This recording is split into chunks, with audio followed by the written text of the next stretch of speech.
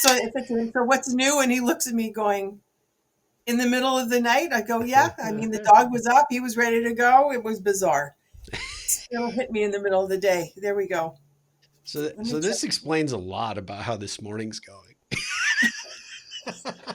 And you said I need more caffeine. Oh, au Oh, contraire, I'm mon loaded frère. with caffeine already.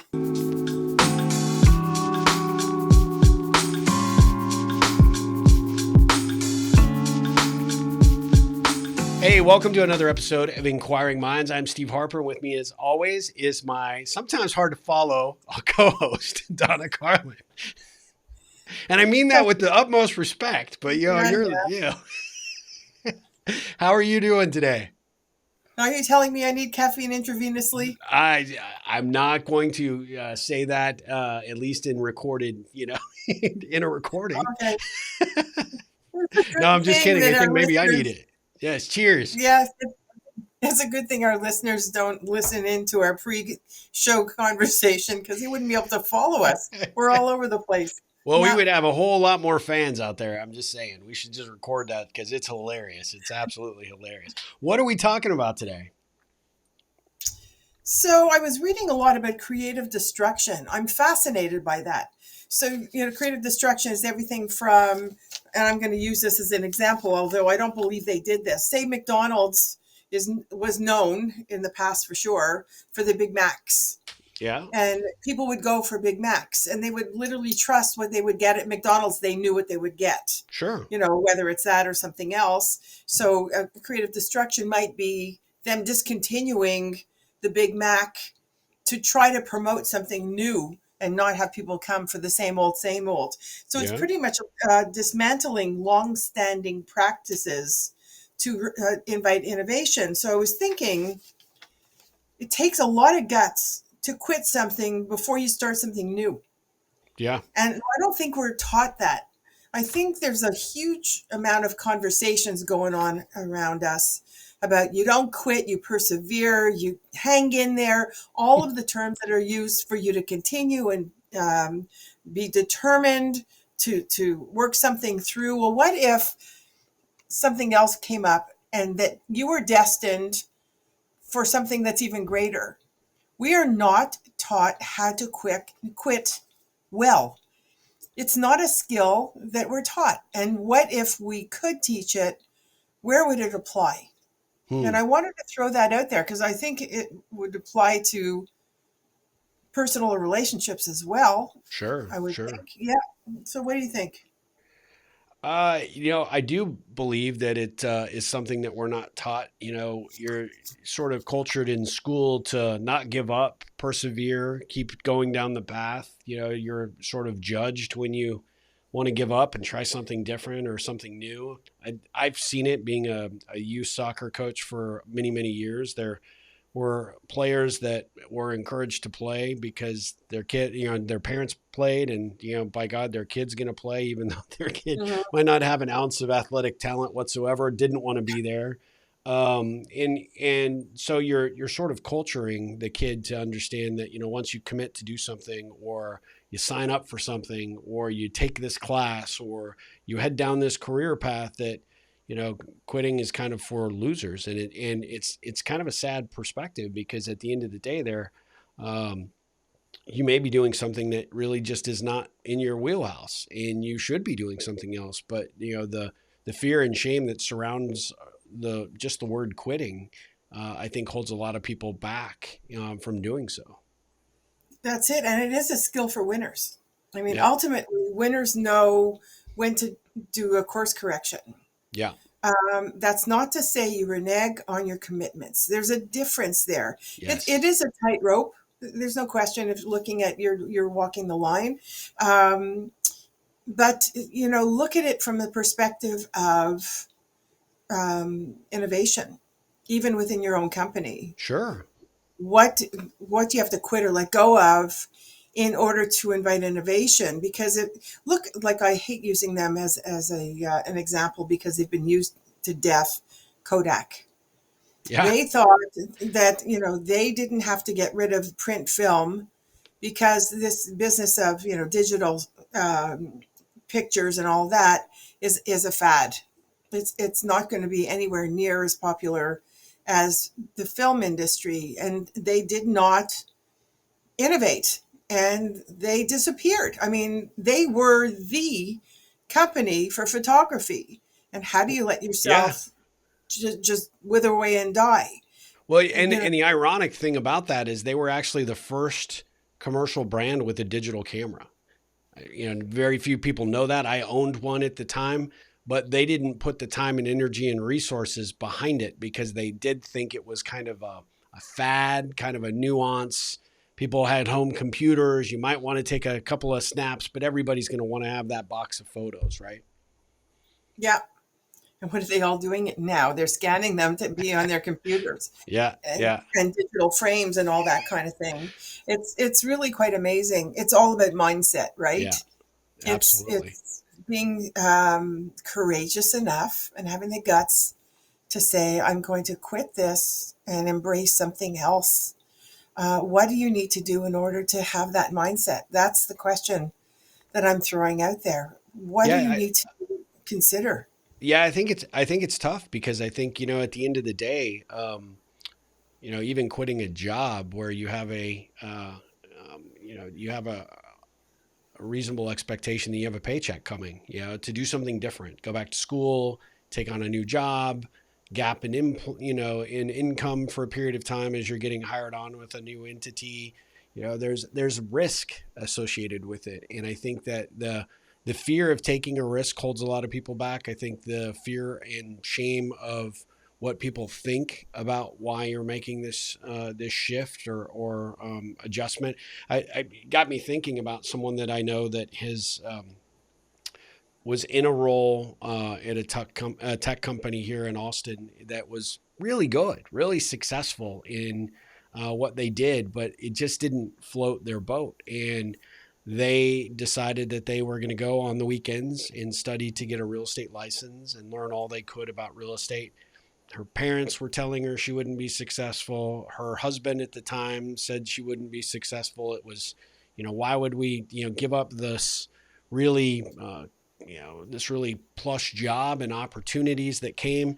Well, she wasn't happy. And she finally reached a point one day where a teammate had just pushed it too far. And she just said, I'm done. I'm out. And she is now one of the more successful real estate agents in all of Austin, right? So she took the chance, but I know that it was a big hit to her ego.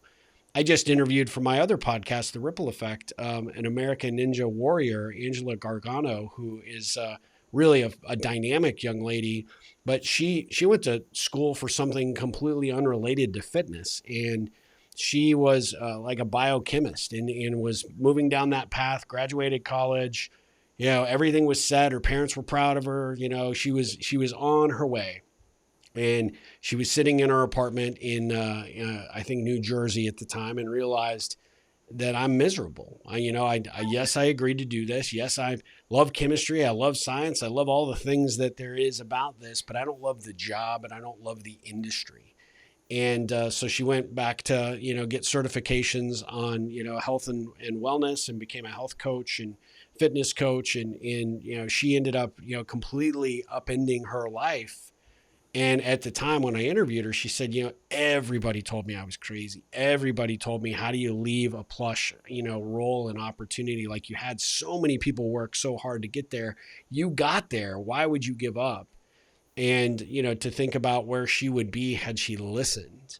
But she found the confidence and the courage to go forward anyway. And I think the people that are destined to make the change, whether it be a career path or in a relationship, like you said, that recognizes, I can continue to stay here and be miserable or unfulfilled or just not happy, or I can dare to defy what everybody else's thoughts are and, follow my own ambitions and follow my own courageousness and move forward and do something different.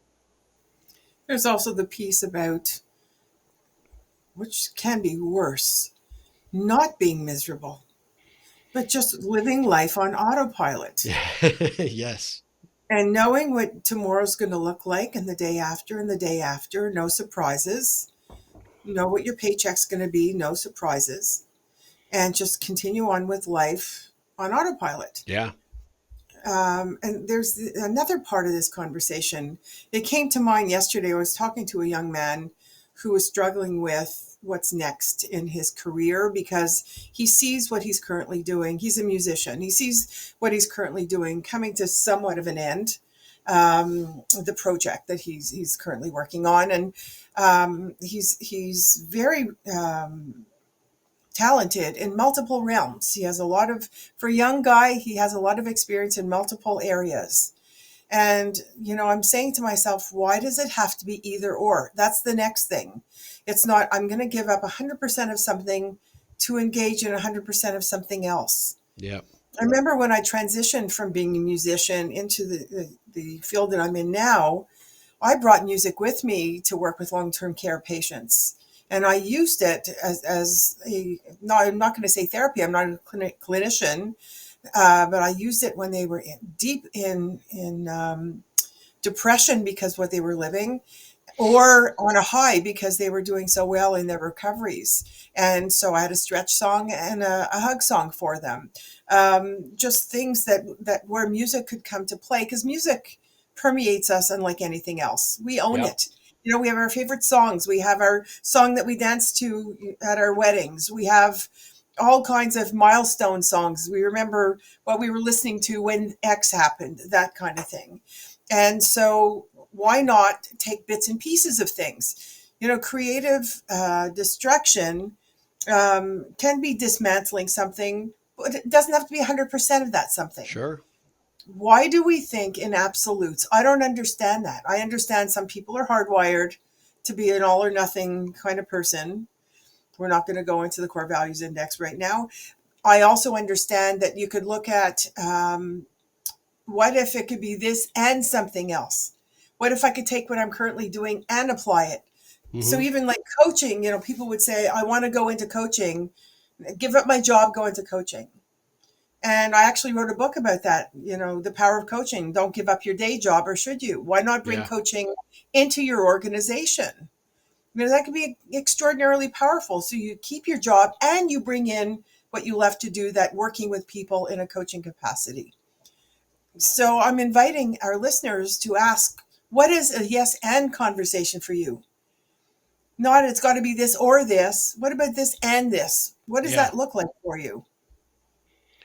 Yeah. And I think to that invitation requires a little bit of imagination and a little bit of opportunity to being open to take a chance on yourself and to, involve a little bit of risk, but nothing good ever comes out of staying in exactly the same position, the same role, the same, spot that you are in. It's rather boring, right? I think that's part of the reason why, you and I both like working with entrepreneurs and business leaders who are constantly out there on the edge doing, great work, because they never, let the grass grow under their feet. And I know you've got people in your network as well that you see that have been just the steady Eddie moving, down the path, and it may not be what they want to be doing. It may not be, super invigorating or exciting for their life. And then when you really kind of look at them, they're really kind of miserable because nothing ever changes. You're just, the scenery just never, ever moves beyond what they see day to day. And really at the end of the day, do you really want to spend, 30, 40, 50 years in doing that and look back and say, I wish I could have, I wish I had, or all of the different opportunities that if you had just dared to dream a little bit, might have brought a completely different result to your life, to your relationships, to where you ended up living.